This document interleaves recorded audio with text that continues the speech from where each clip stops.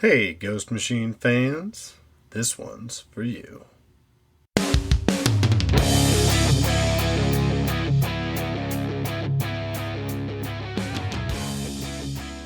Welcome to the Ghost Machine Fans Podcast, episode 68. We come to you with not one, but two amazing Ghost Machine universes to explore. Was Dr. Molotov able to fix Junkyard Joe in the post-apocalyptic world of the Unnamed? What dark secrets about the Rocketfeller family will be revealed in Raina's origin? We shall find out in this very episode. I am Snoggle, and I'm joined by my partner in crime, Nick. How are you, Nick?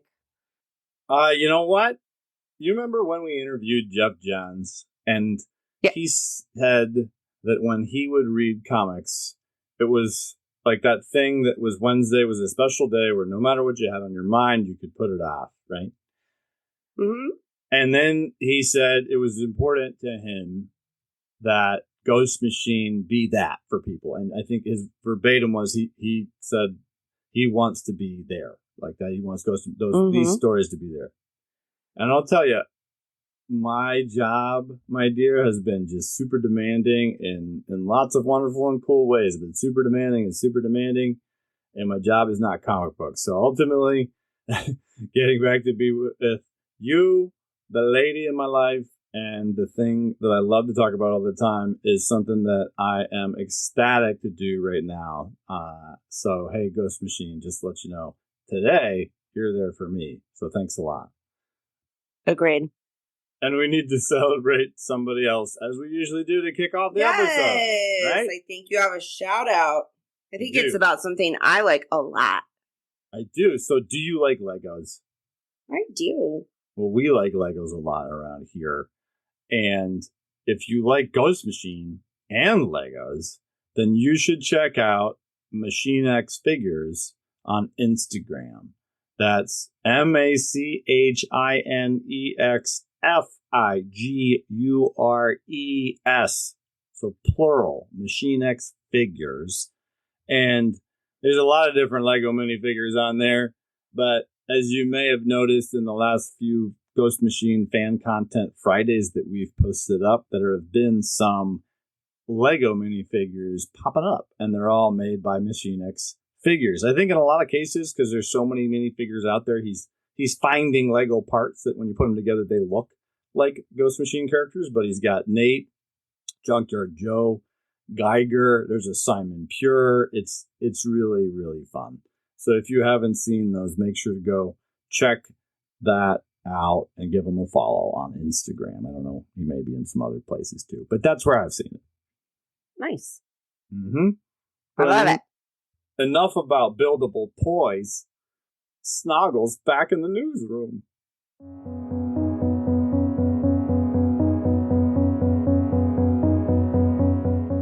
Well, currently, Ghost Machine Pro is holding a raffle for a massive prize package. You can find the details on their and our Instagram on a recently collaborated post. All you need to do to enter is sign up for their newsletter by the last day of San Diego Comic-Con, which is July 27th, in case you were unaware.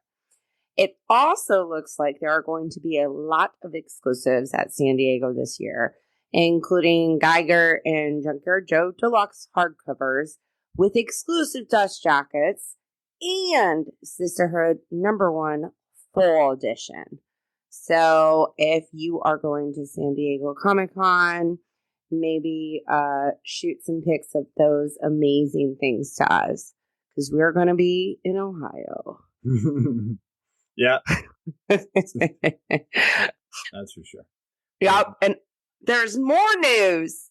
Also, the solicits are out for Work Exodus 7, Geiger #19, Hornsby and Halo #11, Hyde Street #11, Redcoat #16, The Rocketfellers #10, and Sisterhood #4.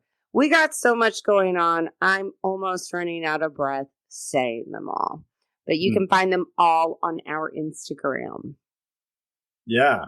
we threw up a post with all the solicits together, and Ghost Machine has been putting them out one by one. So if you want to see them all in one place, our Instagram is a good place to find them.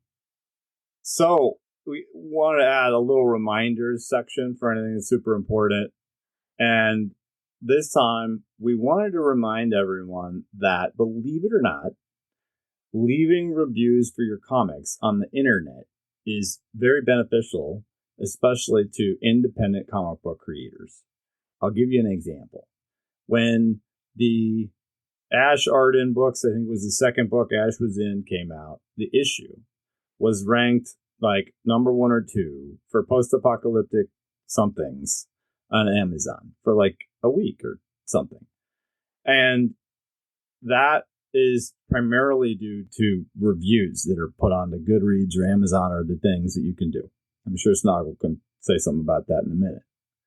And this is a really good way if you want something like what we love, which is burgeoning. Obviously, we just talked about a whole bunch of series with solicits, but we really want more people to learn about it, because this property is something that you put one of these comics in the hands of somebody that hasn't read comics or hasn't read many comics, and it really grabs them. We've really seen that happen. So remember to put reviews on there, because it is going to help the general public, other comic book readers, anybody learn more about Ghost Machine. It's a thing that really helps the algorithms and whatnot. But you do a lot of that kind of stuff, don't you, Becky? I do. I am not really on any social media anymore, but let me tell you, I am a frequent, I'm frequently on my Goodreads. So I show all the books that I'm reading. I review every single book that I read, and that does include comics. Well, cool. Nice. Yeah. We got to get to it. So we're talking about not one, but 2 comic books today, as you mentioned during the intro. And we're going to start in the world of the Unnamed with a return to the series that started it all, Geiger number 16. Mm-hmm. We've got to talk about these 3 covers that are available to us, so that if you go out and snag this book, because it comes out today, it comes out the day that this episode airs, which is July 23rd. So if you didn't pre-order it, you better pause this podcast and run out and grab one of these 3 covers. So the A cover is done by the usual suspects, the A-Team, our MVPs, Gary Frank and Brad Anderson. And it's Dr. Molotov confronting Geiger, but in like profile, like, right? This is like, it looks like Molotov's yelling at Geiger, like that. It's 2-sided, you know, it's very beautiful. Mm-hmm. It's well done. What did you think of the way that the green light reflects off of Molotov's flesh? Yeah, I think it's really cool. I also like, as silly as it sounds, just the little like atom bubbles that are in front of Geiger. I think it looks great. The B cover is by Eamon. Is that right? I think that you're probably Eamon. Right. I was thinking Eamon, but that's probably only would be the case if he was a writer of the Rohirrim. So it's probably Eamon, like you said. Yes. Eamon. The B cover is by Eamon Winkle and Brad Anderson. And this one's really cool too. It's got Geiger, he's like, punching. Oh, he's got Molotov by the throat. Right. They're battling.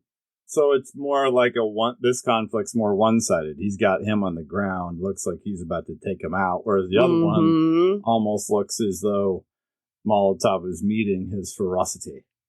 Mm-hmm. And so this was penciled by the same person that did the pencils for this issue, and also, though, colored by Brad, whereas someone different colored the issue. So, and the last one I really dig, because I really like this artist in general. The C cover, I like this guy. I've mentioned that before.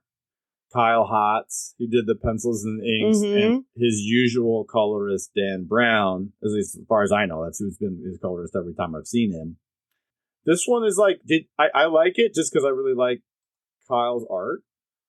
So it's like he's fighting this mass, and or maybe they kind of look like organ people, and it's Geiger, and he has his back to us, but there's no Molotov variable on this one. Did you recognize that the things in the mask, or do you think they're just evil things and he's fighting them? I think it's just evil things, supposed to look spooky. I like, one of the things I really like about this cover is the way his cape is kind of bellowing up. Yeah, I think it's just spooky stuff. That's what I'm saying. If you like Kelly Jones and you look at Geiger's cape on this cover, it makes you think of Kelly Jones' Batman. It's great, but like as I've said before, Kyle does not look like he's just doing a Kelly. He definitely has his own thing, but it just reminds me a bit of it. And that's all three, which makes this your official spoiler pause for Geiger number 16. All right, we're back. We're ready to rock. We're going to deep dive into this issue that came out today. But to do that, we really need a proper creator roll call. We got Jeff Johns, Eamon Winkle on pencils, Norm Ratman on inks, and Robert Nugent on colors. Rob Lee, our king, on letters. Obviously, Jeff wrote it, this one, and he and Gary are still listed as creators, which I dig. And Eamon is doing the pencils, and Bob, I just can't resist. Bob Nugent is doing the colors.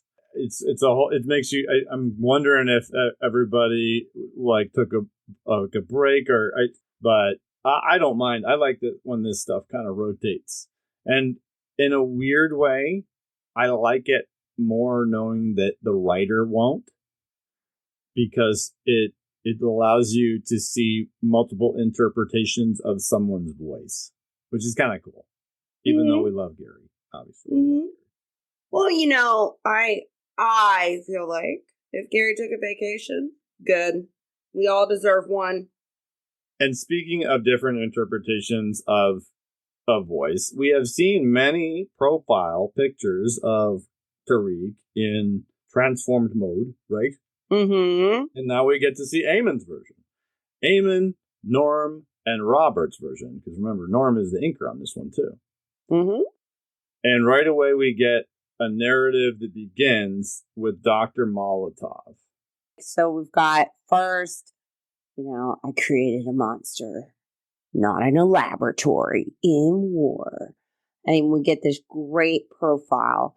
And then when we turn, like the next panel looks, I don't know how you feel, but the world like being blown up and you're seeing it from space, that actually looks real. Yeah, it made it look to me as though the background may be partially a photograph. And then you can see like the moon and the asteroids are drawn and the explosions are like drawn. I could be wrong about that, but to me it looks like the Earth portion is actually like a part of a photograph transposed. Oh, it looks sweet. It does. It looks really cool. But and he says that he created more than one. Yeah, that's the thing. Is the way he says it. It makes it alludes to the fact that there's a bunch of glowing people out there. And we go straight into him talking about his relationship with Ashley Arden, the other person he created. The other one that's created that he's met. So. That's true. I was like, oh my gosh, because I'm thinking like, are there more? I'd be excited if there were. I'm sure that there's gotta be statistically.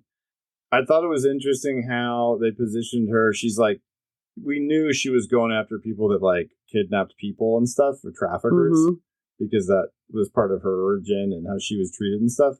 But when we see her here, she's melting somebody in a hazmat suit, and then there's a child with a teddy bear in a hazmat suit behind her. So the implication is that whatever she's doing has to do with protecting children, or at least the innocent, one way or another. And that's, I remember how much we kind of like got to the point with her where we were like, enough, like, why are you being so crazy? And this kind of, I think, helps steer it maybe in the direction of her being something more than that. Yeah. But which was cool. I thought it was super interesting how they had never made a point of this before, but they show like he finds her. We've known that. He finds her. He tells us how he's like raising her and stuff as a daughter. But then the thing that makes them have a separation, we've learned two things. We learn it doesn't occur until she's like fully an adult, and it doesn't even look like that long ago, because in the panel where he says, "The day I told Ashley about my part in the war, that was a bad day." She's like at her current age. That means that whole time he didn't say anything, and that like all those years of rapport were gone. Not finding out what she found out, which I guess makes sense because of how much she doesn't want to glow anymore, that she would know to blame him for that. And that could explain it. Her trust was shattered. Yes. That's some good artwork right there. Trust shattered. And in the next panel, it's like probably what he's kind of seeing, just yellow. Right. And that is a good visual transition to where we left off with him at the last issue, because we also were kind of like, yay, the team's getting together. And then Junkyard Joe got hit by an EMP, and Tariq was like, you're a nuclear scientist, so fix this robot. And Molotov was like, that has nothing to do with anything I know how to do. And he's like, I don't care, you're locked in this place until you do it. And I really like Eamon's style in the panels, starting with where Dr. Molotov is sitting on the bed, because I like how you can like really take your time and look at all the little details he's put in there. Like there's a lot of care, and I just enjoyed that. You know, even the grime, like how he made it a grimy room by doing all these little things and lots of details. And then there's more narration. That's a whole time, all narration with Molotov, and it's all very expositional. He compares himself to other people that created weapons of mass destruction, like Oppenheimer or Edward Teller and some other folks. Honestly, some of those folks I'm not very educated about. But he like makes the point that they all had vices, but none of them were judged the way that the world judges him. You know, none of them were hunted by a ghost like Tariq Geiger. And it's like, well, dude, you know, if you really did this, I'm okay with that. Like, it's okay. Sorry. But just because you defected to America after you did this really terrible thing, like, I don't know. I just mean where he says, some of them drank, some taught, some prayed. None were judged, not like me. And then we get this awesome panel with Tariq coming through the doorway. And in this, Eamon's art reminds me a little bit of Matt Wagner, which I know that doesn't necessarily mean anything to you, Snoggle, but Ghost Machine fans, if you're like Matt Wagner, I felt like there was some Matt Wagner going on here. His whole positioning, though, is like, I'm haunted by this ghost, you know, because he is not death. He is what comes after. And it's really cool writing, very poetic. I really did. He did also save 2 of the, quote, living ghosts, because he is not death. He is what comes after. He did help both of them not continuously explode. So it's like, yes, has he done bad? Absolutely. But we love Geiger, and he's like literally gets mad and explodes and kills people. Yeah. I don't know. And it's much more interesting to have this and not someone that's like, I left my country because they tortured me into creating these bombs, and now I am a hero for this country, and we will work together for good. Yeah. You know, which is kind of what you usually would get. And I think that's kind of why we like this world. We've said it many times, nobody's a good guy in a sense. So we do see that Tariq is coming back just to check, so we understand the chronology. He was locked down there. Tariq's coming back, says, hey, did you fix the robot? And then he's like, no. And he's like, okay, well, get back in the box and I'll come back later. And when you fix him, then you can get out. I love that. And I do love the way that they show Junkyard Joe, like, or, you know, he draws Junkyard Joe just kind of laid out on the ground, but you can't see his head. You just see like the illuminated eyes. I think that's cool. Yeah, I thought that was I did. Neatly placed. Mm-hmm. And it again with the details, if you look at all the diagrams and the things on the table that the doctor has obviously, like, he's been doing schematics, he's been trying to figure something out. There's so much detail on all that. Like, there's a sticker on the lunchbox thing, and like there's a Band-Aid on the helmet. Like, just so much there. It's awesome. Yeah, it's cool. Even on Joe, it's cool to see somebody else draw Joe. You know? Yeah. So back into the containment, whatever situation. Dr. Molotov, get to it, fix the robot. You would think he might need a power source since he was hit by an EMP. Although, I don't know how that would really affect something powered by nuclear energy. What'd you think of how he doesn't tell him what happened to his family and then he muses about it in more narration? Yes, I do like it. And it's sad because we all know what happened in the family.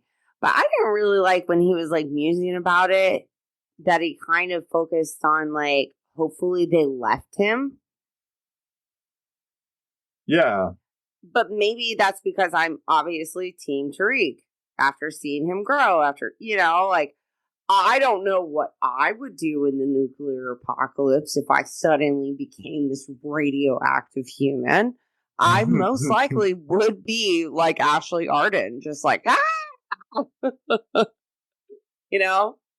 So I don't know. I did not like, was trying to stand up for the doctor at the beginning of this, but then he was like, hopefully they left him. I'm like, ugh. Jeez, dude. The way I read that was he was saying that he was running through many scenarios in his mind as to what could have happened to his family. Mm-hmm. And he says the best one being they left him behind as I did because his murderous actions changed who he was. I get what you mean, but I think that the reason he's saying it's the best one is he's hoping that they're alive. Do you know what I mean? Yeah. As opposed to maybe. As opposed to whatever. It doesn't make it good. Yeah, I think what made me mad is he's saying, they left him because of his murderous actions changed who he was. But in all actuality, Doctor, your bombs changed the very core of what he was. Yeah, and well, he implies too that if that's not what happened, like the best thing of them leaving, says, but from his demeanor, I suspect something far worse. So to me, that means not that he killed them or whatever. It means that they're probably dead, and that's why he didn't say anything. I think it shows a very interesting way how he thinks about things. Like, It wasn't me who ultimately changed. He's still playing a little bit of like, but I've redeemed myself. Wow, wow. Why is everyone judging me and didn't judge these other evil geniuses?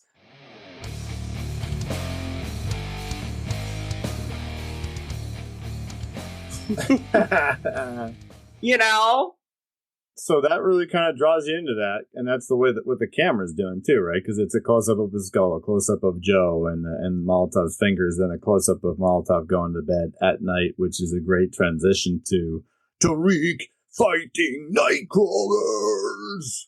Giant ants. Well, it's almost always ants, right? Yeah, but you know what? The ants were good in Honey, I Shrunk the Kids. What happened to them? Are you sure about that? Yeah, they wrote the ant. Oh, that's right, they did. The ant was their friend. What are you talking about? And they fought against what, though? A scorpion? It was a scorpion. Yeah. Mm-hmm. I feel like we've seen scorpion nightcrawlers before. Yeah, I mean, they're all scary. They're large, radioactive, giant ants. And you know how you know they're coming? It's with those little sounds that Rob Lee makes with K's and I's and K's. And it's cool because great. It leads us to this really quick little thing that is, like, to me, rather introspective for Tariq and epic. And that's Barney chasing off the night crawlers, barking in a rage. Mm-hmm. And then there's this brief exchange between Nate and Tariq where he's like, why is he chasing him? And Tariq says, well, because they killed his mom.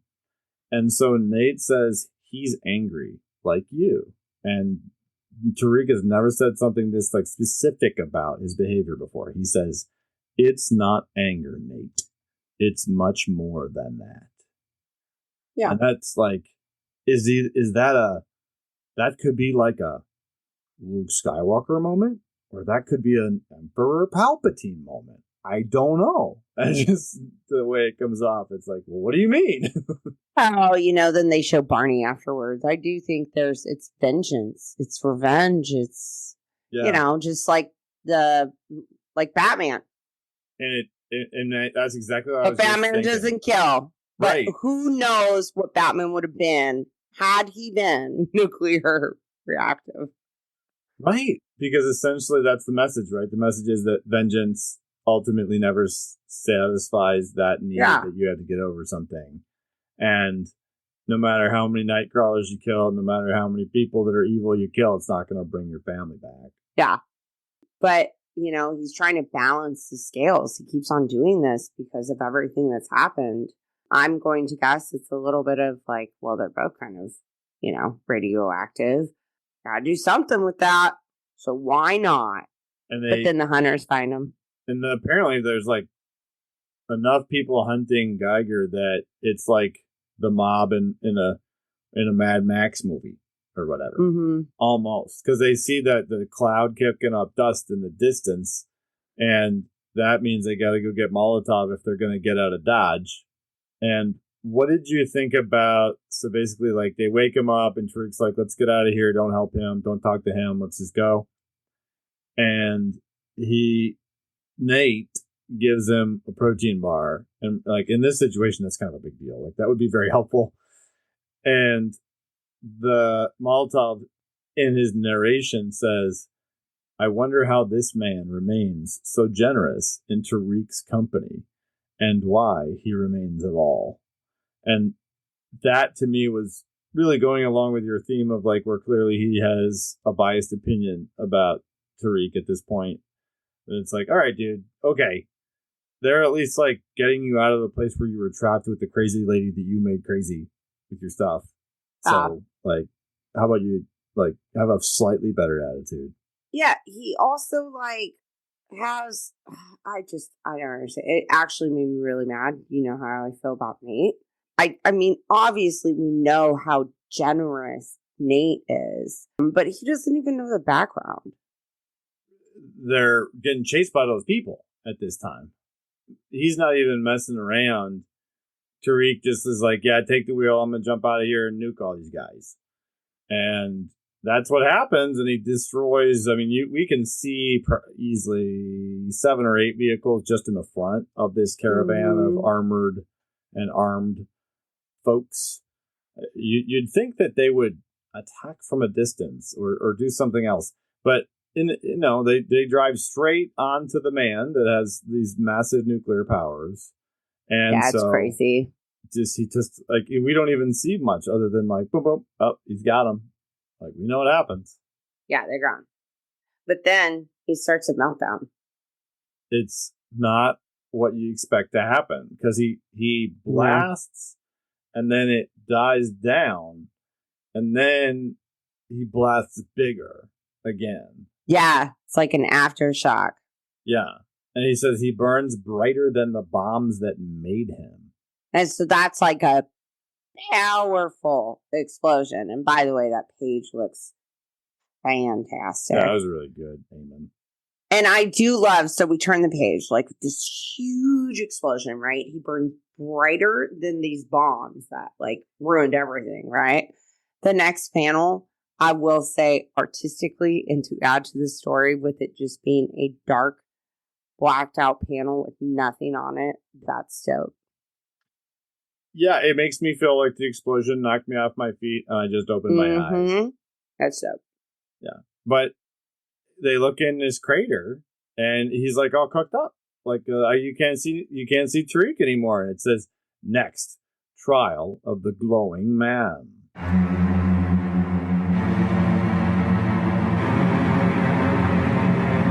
Oh, it's very, nefarious. And that was the end of the Glowing Man, at least as I knew him. I'm interested. Yeah. And it's even like the preview for the next issue is like that old school thrill, shock, suspense, Tariq on trial. Da, da, da. You know, I liked how it says filmed in Ghost Machine scope by Anderson color. Like it's very, I think that's very detailed. Obviously, throwback to some stuff. And he's holding a Junkyard Joe action figure. And we're getting, by the way, another penciler on that issue too. On the next issue, it's going to be Eduardo Pansica. Mm-hmm. That's exciting. I don't know that one. We'll have to look him up. That's cool. Yeah. And that's issue 17 on sale in August.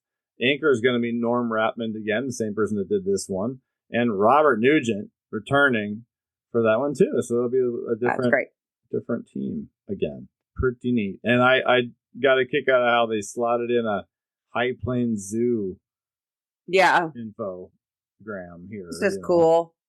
Because I mean, honestly, they could do other, in the future. It'd be cool to have other, just even, a one-stop book of someone going there and there's a overly intelligent apes. You never know. They could join a team. Right? Well, there's a little bit of maybe something more could happen here. It says, today the High Plains Zoo is a haven once again, a wild refuge, a last stand of innocence and fury. Manco rules not as a king, but as a protector, watching over his kin inside. Yeah.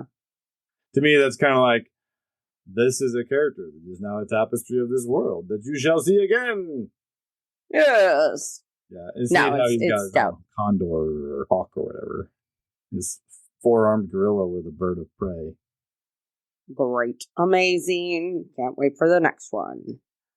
So that's Geiger 16. Came out today, July 23rd. And now we have to pivot completely. We have to go to a completely different universe, completely different creative team. Oh my goodness, what are we going to do, Snoggle? Well, I think we got to do a cover rundown. Oh yeah, we do. Not used to that. Tell us about the first cover, Nick Wilson. So Rocketfellers number 7 also comes out today. That's what we're talking about. And hey, keep in mind Hornsby and Halo number 8 also comes out today. But due to our format change of doing episodes on their day of release, we've gotten a little bit of behind. So our next episode on July 30th is going to be about Hornsby and Halo 5 through 8. We're going to do a double-sized episode, longer than usual. We're super stoked about it. So make sure to grab Hornsby and Halo number 8 today as well. It's an awesome series. So cover A for Rocketfellers number 7, Francis Manipool. If you recall, he does pencils, inks, and colors. It's the whole deal. It's this masked Raina cover. Just very like her profile with the mask on, right? Yeah. And kind of sad because the people she's looking at is her family. We should have known when her name started with an R. They're like Kardashians, but good people. Except for Raina. Yeah. Well, we're finding out, right? We're finding out. Yeah. Well, we know. Now we're finding out why. And so there's a B cover by the artist who did the majority of the pages for this issue. That's Saya Ohm. And I've seen her do lots of cool videos on Instagram. You should check out her work. I've seen her at stuff about cons. So I liked her style. It seemed very complimentary to Francis's. Yes. It was not very jarring. And when you look at this cover, this B cover, it's the family running to the right. Like it is similar to some of the covers he's done when they're doing something like that. Mm-hmm. Super suit done. Yeah, I think it looks great. And you can see their motion really well. I think she does that really well. The C cover, there's 4 this time. So this is the C cover. Yeah. This one is my favorite, and it's mainly because I'm super biased because this creator is very communicative online, and I appreciate that. But I also think his art is just mind-blowing. Like, Marco Santucci is super good. I like this guy's art a lot. He's doing a lot of different Ghost Machine covers. He's doing a lot of other work, too, if you go check him out online out there in the world of Ghost Machine. What I thought was really interesting about this, though, the cover in the foreground is Raina riding a superbike. And in the background, you have the two eyeballs with the braininess. Now, when we saw that, I'm not talking about in the jar with Roland, but I'm talking about in the issue where in the beginning, Raina was in the future with someone that she was like holding hands with and indicating that they were like that they seemed intimate and has to have an intimate connection. I think it's her husband. Right. So I think that's exactly. So I think that now, because we read this issue, like we're going to talk about it in a minute. Yeah. I think that's Jacob. But before reading the issue, you're just kind of looking at it. Before reading the issue, I remembered that guy, that like mushy thing that came out of the machine or whatever that then she was talking to and holding hands with. I didn't make the connection that that's Jacob until reading this entire issue and then looking back at these covers, because then I was like, oh, that's why that guy was yeah. You know? So that's sweet. The fork cover, it looks like a band of superheroes that I believe we both know fairly well. Who did this one? This one is by Ramon Fox, and it is an homage to the Fantastic Four. Yeah, it's dope. I love it. I like how the Rex is like the head of the monster coming out of there. Yes. It's fun. Awesome. Yeah. You know, I mean, no notes. Amazing. Yeah, I totally got them all. I pre-ordered all these. I think they're really cool. Yeah. Fantastic. Okay. So that issue of the Rocketfellers, number 7, came out today. If you don't have it yet, run on out to your shop, grab one of those covers, read the book, and come on back, because this is your official spoiler pause for the Rocketfellers number 7. How about another creator roll call, Snoggle? I did the first one. So I have to do this one is on you. I would be happy to. I don't usually get to do that part. So, in this case, our creators are Peter Tomasi and Francis Monopool. Now, that does appear to be story and words for Peter and story and art for Francis. Now, in this particular issue's case, however, he was the artist on the first 3 pages, and Saya did all the subsequent pages, 18 pages after that, who we mentioned before, who did the B cover. This also has coloring by John Calise, who we know and love on many issues so far. And then, as usual, his stamp is everywhere. That is Ghost Machine, Rob Lee on the letters. And so we have not necessarily 2 stories here, right? We just have an intro, kind of like a prologue, and then our story. So what did you think of what we learn about the family's Christmas tree that they got a while back in the prologue? It begins them walking through a field, and at the end of the last book, they're like, you have to tell us everything that's going on, you know? And so I do love how, like, the last book that came out, it was Calamity. And then we start this one where we're walking in the forest. And as we learned, we're walking towards the Christmas tree.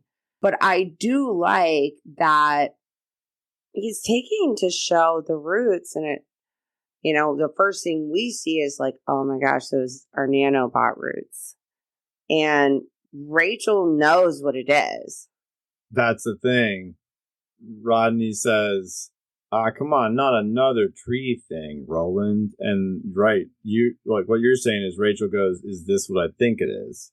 And it's that he's brought this organic science from the future to here, which it seems like helps things grow and like reproduce in a way, Yeah. I guess. Well, and very interesting, by the way. Can't wait to hear everything about this. Well, first of all, I just like Rachel a lot. When he's talking about like using these nanobots, they're called Borgonics, which I mentioned when the Christmas tree went, and she cuts them off and she basically says, I believe the word you're looking for is bonkers. Right. But then she says, this is even bigger than bringing back Rex. So you tell me that dog died? And then they turned the dog into a robot dog? Or he did? I have no idea. I was wondering that exact same thing too. It's like we got all these parking lot questions now. Yeah, did he get hit by a spaceship? So yeah, she says it's even bigger than bringing back Rex like you did. Yeah. And he says yes. And his point, I think she's saying like scientifically, and what they're like essentially saying is that because they put the one Christmas tree there that they had the nanotech on, that it created a root system that has now produced a field of Christmas trees. And he says, good old grandpa that reminds everyone that tried to kill us. Yeah. So there's some good and there's some bad to this, which I think we're going to uncover over the period of the next couple of books we get. And so here's the thing. You see the tree, they're standing in front of the tree, and then it transitions to the first page that Saya does, and there's a big tree in the middle. And this is the same big tree in the middle in the future that we've seen Raina looking on at before. And so what's interesting to me is that Rodney the grandpa says, come on, not another tree thing, Roland, when they're talking about that. And the imposition is that the tree that's in their backyard in the 21st century is what then grows into the tree that then is present on the 25th century. And then it's like, well, wait, is Rodney referring to the tree that he's used to seeing in the future? And does he know that this is actually when that tree began to grow? It's very chicken and egg, Marty McFly mind bending. Mm-hmm. But then we get a literal multi-page commercial for Cronex. And I do think, like, first of all, I love, so it's a commercial where there's a guy walking through about how amazing Cronex is. Look at how great everything is. Look, the sun is shining, the plants, there's birds flying in the air, waterfalls. And I will say, so when he goes, innovation thrives where sustainability meets technology. And I will say, in this panel, he looks evil to me. That face cannot be trusted. What's his name? Jacob? Yes. But Rodney's in the commercial. So this is my question. So they're doing that, and they kind of have this exposition about people, and they show this parade-ish type of thing going on. So there's Grandpa Rodney in the pod with Raina, and the narrator, Jacob, of the commercial says, especially for our heroes in the Earth Defense Force, like Rodney and Raina Kirby. And I imagine it's just, it doesn't mean anything, but the English major in me reads that and says, wait a minute, was Rodney's last name Kirby at one point? Like, that's weird. But it probably is just that Jacob's last name is Kirby, and they didn't say Rodney Rockefeller. Mm-hmm. You know what I mean? Like, the way that's written, it's like Rodney's last name's not Kirby. Or maybe Rodney was just more famous. He doesn't need, he's like Prince. He doesn't need a last name. Ooh, when you say it like that, okay, so then it would be like Madonna. For our heroes in the Earth Defense Force, like Rodney and Raina Kirby. You just have to stop. Yeah. Yeah, that's so, I'm taking it. That's how famous he was. He was a super war hero. They just called him Rodney. But did you notice the stuff on her arm in both the panels that she's in? Yeah. Yeah, They're the nanobots. No, I know, totally. It's just it's there early, right? Because like she's at the place now where it seems that technology seems to have consumed most of her, and it just looks like that's where it began. Yeah. Or who knows? There might be more. Right. And what I'm saying is that if this is the Christmas tree, the way that this is set up, he at the end of this commercial appears to be standing atop that Christmas tree at the center of everything. And the way they superimpose the backyard to this part of the story, it makes it look like that's actually the Christmas tree that started way back then. So it's like, I think there's going to be a lot of like, oh my gosh, which came first? How did this happen? Wild Thomasian action going down. I'm excited about it. Yeah. But it also emphasizes to us that Kronex is a longevity, quote unquote, company, not a time travel company.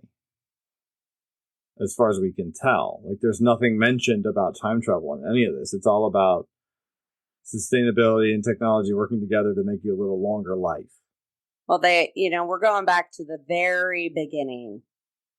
But as we are soon to find out, even if that is their goal, they're going to take out their competitors in a pretty sneaky, awful way. Yeah, definitely. And she does it pretty efficiently, and that's when you see that Future Quest sign.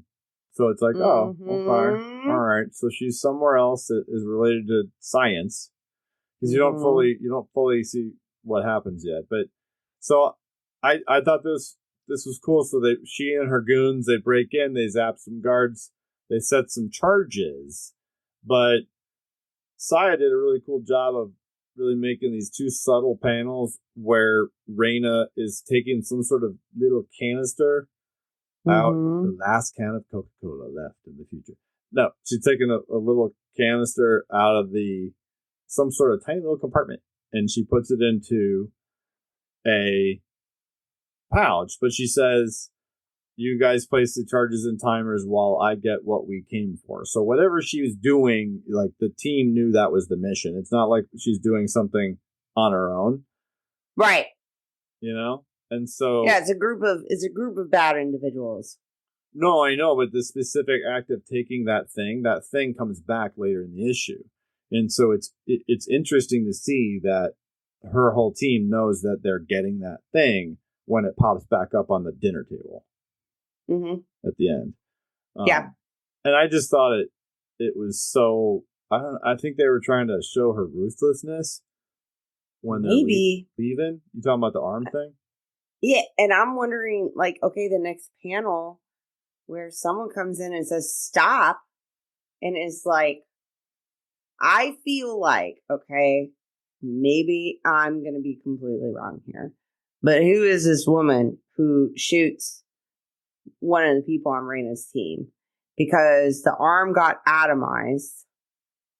I don't know. Somehow I feel like that's going to come back. I could be wrong.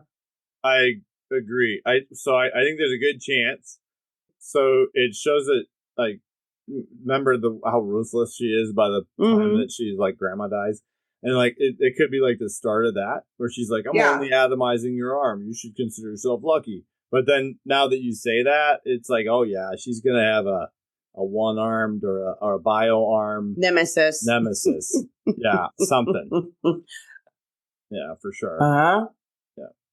Yeah, I like the Rob Lee floating hovercraft departing noise. I'll take that all day.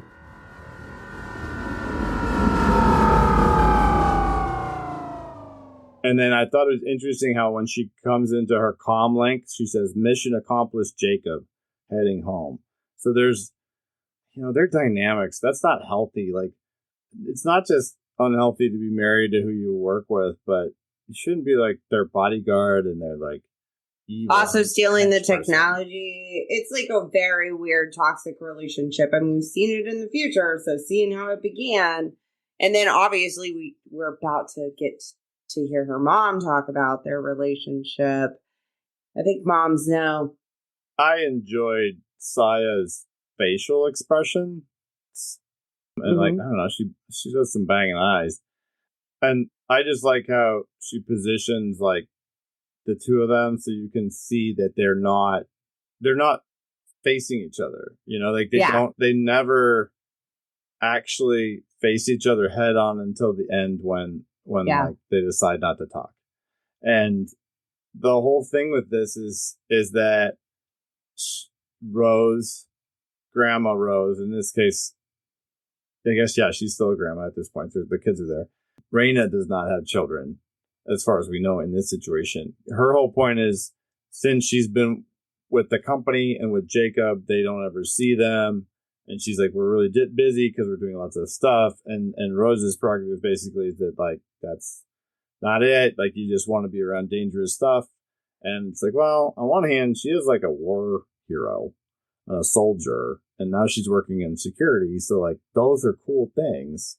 But maybe Grandma's intuition gets a sense, like, we also know you're doing evil 007 henchman stuff that you shouldn't be doing, Raina. Yeah, and how about how it ends with the Rose going back inside and our future evil villain saying, I can't let an old lady freeze to death, right? Which is exactly what she did. Yeah, Peter Tomasi got that one right. Yeah. So, Ghost Machine fans, if you're not following what we're saying, is at the end of their conversation, after, you know, they do face each other and it just doesn't go well, she says that, you know, it's starting to rain. She says, I can't let an old lady freeze to death, right? And if you remember, in the very first issue of this series, she lets an old lady freeze to death. And they have a brief exchange where she's like, says something sympathetic, and Rose is like, no, you won't really feel sympathetic or whatever. I just don't remember the exact verbiage, but she... Yeah. And then even Raina is like, I know. So, like, something changes, something shifts to make her, like, evil, continue down a path of evil, to be comfortable with that. Like, I don't even feel bad for her during this scene. I will be honest, I kind of did for a second until I saw that, and I remembered, like, she did let her freeze to death. Because the presumption is that the technology that is helping her arm is something that over time makes her become the robotic thing she is now. And it's to her detriment or whatever, right? And it's a gummy bean dispenser. I didn't realize that. Oh, yeah, it's a gummy bean dispenser. So they're all drinking like another. Yeah, they're having like a coffee at the end or whatever. So yeah, they're saying the ones they want and it's spitting them out. Yeah, that's a good use of hover technology. Gummy bean dispenser. Yeah, absolutely. I wish my coffee pot followed me around. I bet you do. And you know, that way that they're talking, Raina is really, in this case, Roland's advocate. Like, she's bringing up all the work that he's doing for nanoborgs that are going to change the world. And then this turns into... Yeah. A little bit of a pause here. Do you think a little bit of that is manipulation? Because she knows that they need him to do it. Because he's kind of arguing, saying like, they could take on a life of their own. Someone could hack them. Like, I think we need to know what we're getting into. And she does have some generic deflects. You're always so paranoid, Roland. Calm down. The same could have been said about artificial intelligence back in the 21st century. And then they do have a very, like, 2-page conversation that is very similar to conversations that are happening right now about AI. But it's about nanoborg technology. And she makes a point at this point, like, it helped my arm and it helped Grandpa's leg, and he's doing the Bruce Wayne Dark Knight Rises, I don't trust anybody with my technology thing. Yeah. Technology should serve humanity, not the other way around. And then then his whole thing is like, is everybody going to get it equally? So it is an interesting commentary, it seems, kind of on like AI going on. Well, also, I mean, it goes straight to he's really arguing like people need to understand what's happening, not just the developers, like the companies in charge of it.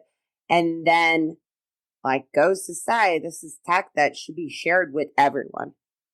Right. And then it's kind of like in a very businessy way, it will be allocated.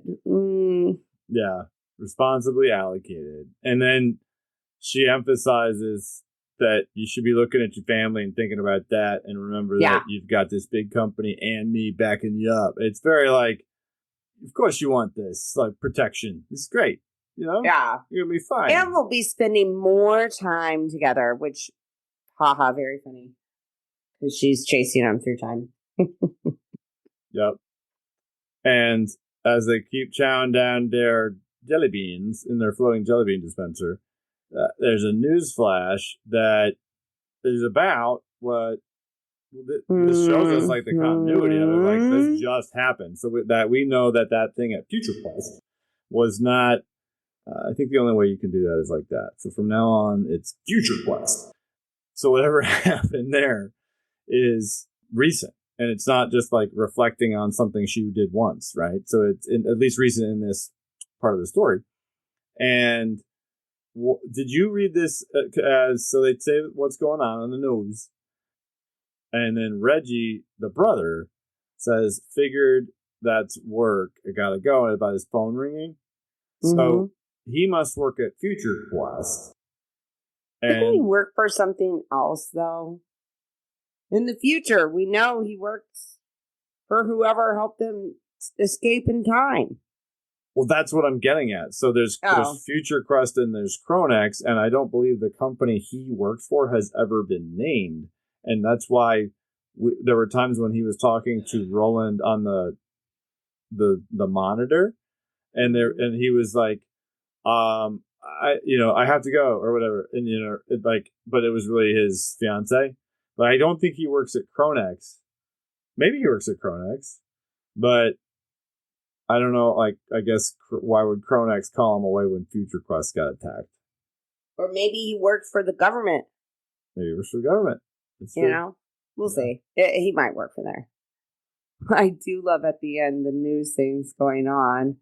Reggie leaves, and it's going over and said, there's been a report that 2 Future Quest guards were severely injured. More details emerging in the coming minutes. And then the look on his face, staring at his sister, like, I know what you did. Like, he knows. Yeah, it is very awesome visual storytelling. Oh, great. Really great work. And she says, and here you were worried about the Future Quest being years ahead, Roland. And then she takes the thing that she took out of Future Quest that was part of the mission, and she puts it on the table and says, sometimes the fates have your back. And so it's like, we get this tension between the two of them. We know he works at Kronex. We know this is leading us, well, we don't know, but I see this as leading us to a place where the rift happens because of this. Like, they go back in time, he takes his technology, he's the scientist, he's got the knowledge, he leaves to protect it. But I want to know what the heck she stole, because I have a feeling he's going to be like, I'm not going to use this stolen technology. Yeah, I guess we'll see. And it's really cool. It's got to be mentioned for the X-Men fans out there. It says next, Days of Future Past, PASSED. Very on the nose there, guys. And then you've got a Rose Rocketfeller. Oh, it says deceased. It does. Deceased. So it's and I do think that this really puts it's a great bio. It tells us all about Rose and how amazing she is, and about her relationship with Raina being different than her relationship with Ray, the young granddaughter, for example. And it definitely, at least to me, clarifies that I don't know that they're going to really revisit that whole hologram thing from Ghost Machine. Mm-hmm. And I'm cool with that. I like knowing what that is and stuff. But if they ever made that comeback, I think people would dig it. But to me, it's not mentioned anyone here that she's like part hologram or that there's that equivalent of her that hangs out with Rodney. But he did get that necklace, and we've never seen what that necklace does. And it could just be her necklace. So, but on the bottom right there, that panel, that's when she's, battling with Raina, and Raina killed her essentially. And that wraps up the Rocketfellers number 7. So we have new questions, a few new answers, more questions than anything, but we like that. Yeah, I'm getting really excited for this series. Yes. And then you got number 8 coming out. Looks like Saya and Francis are both going to be on that one again. So it'll be interesting to see how much of the issue she does. Mm-hmm. Way to go. That was a great issue. Now it's time to wrap it up as usual with a listener mail question. Yeah. What's it called? Say it. I didn't put it in. Oh, I'm sorry. It's time for a fantastic mail. Mm-hmm. And Emphasis on the fan. And if you would like to send us one of those, you can do that by emailing ghostmachinefans@gmail.com. We would love to read your question on the air. You can heckle us too, or give us some suggestions. We always appreciate all of the above. Our fantastic mail this week came from Ryan C. He says, "Hi, Nick and Becky. I started listening to your show in February and have been really liking keeping up with it while reading the issues. My question for you is, what is the most valuable Ghost Machine comic or collectible that we own?" So, in terms of money, keep in mind that if we're going to talk about like speculating comics, that having data is the most important thing. And the longer a comic book has been out and the more times a comic book has been sold, the more easy it is to answer that kind of a question in a quantified and like very specific way. And so that's a very roundabout way of saying that Ghost Machine is a new enough brand to where the dollar value of a Ghost Machine collectible and which one is the most valuable is a bit in the eye of the beholder. Yes. If you're going to go by what some folks like my friend Xavier Fernandez online, who's done tons of cool videos with us, would say he's a big person into finding the lowest print run type of thing and feels that those are the hardest to find, which is logical.